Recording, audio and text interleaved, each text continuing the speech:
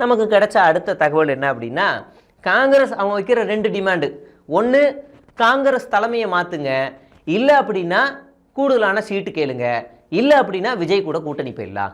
3த்தில் ஏதாவது வைங்க. 2 டிமாண்டில் 3 டிமாண்டு, 3த்தில் ஏதாவது ஒன்று செய்யுங்க அப்படின்னு பேசிக்கிட்டு இருக்கிறாங்க. அவங்க எத்தனை சீட்டு கொடுப்பாங்கலாம் நமக்கு தெரியாது, அதெல்லாம் நமக்கு தெரில. தலைமையை மாற்றினா யாருக்கு அந்த தலைமை போகும் அப்படிங்கிறதுல ரொம்ப தீவிரமாக வேலை செய்கிறாங்க. ஐயா வேலுச்சாமி வந்து நம்ம பிரவீன் சக்கரவர்த்தியா இவர் மாணிக் தாகூருக்காக விழுந்து விழுந்து வேலை செய்கிறாரு, விழுந்து விழுந்து விழுந்து விழுந்து வேலை செய்கிறாரு. காமராஜரை தப்பாக பேசியதாக அவர் கொந்தளித்து பேசிக்கிட்டு இருக்கிறாரு. எனக்கு ஒன்றும் புரியலை.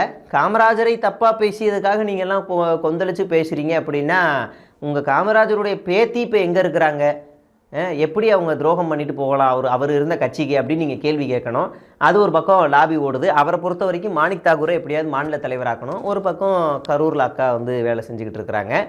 அப்படி இல்லைன்னா 30 சீட்டு கேளுங்க, 30 சீட்டு கேட்டால் நம்ம அங்கே போகலாம், இல்லைனா நமக்கு ஆட்சியில் அதிகாரத்தில் பங்கு தராங்க, அவங்க கூட நின்னால் நம்ம அதிகபட்சம் ஒரு 30 சீட் நாம் தனியாகவே ஜெயிச்சிடலாம் அப்படின்ற ஒரு வண்டியும் ஒரு பக்கம் ட்ராக்கில் ஓட்டுறாங்க.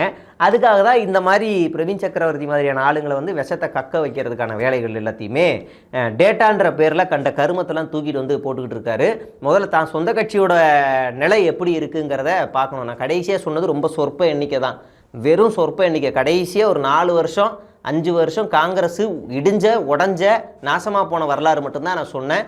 அதுக்கு முன்னாடிலாம் நம்ம போனோம் அப்படின்னா காங்கிரஸ் இந்தியா முழுவதுமே ஆட்சியில் இருந்து இன்றைக்கி விரல் விட்டு சும்மா அப்படி தான் இருக்குது. அப்படின்னா அதுக்கு காரணம் பாஜக கிடையாது, உள்ளே இருக்க ஆளுங்க தான். இந்த மாதிரி ஒரே கட்சிக்குள்ளே இருக்கிற ஒட்டுணிகள் தனித்தனியாக இருந்துக்கிட்டு ஒற்றுமையாக செயல்பட முடியலை, ஐடியாலஜிக்கலாக செயல்பட முடியலை, கட்டமைப்பு இல்லை, தரைமட்ட அளவில் போய் களப்பணிகள் எதுவுமே செய்யலை. அதனுடைய விளைவு தான் உட்கட்சி மோதலில் இப்போ இந்த மாதிரி நடந்துக்கிட்டு இருக்குது.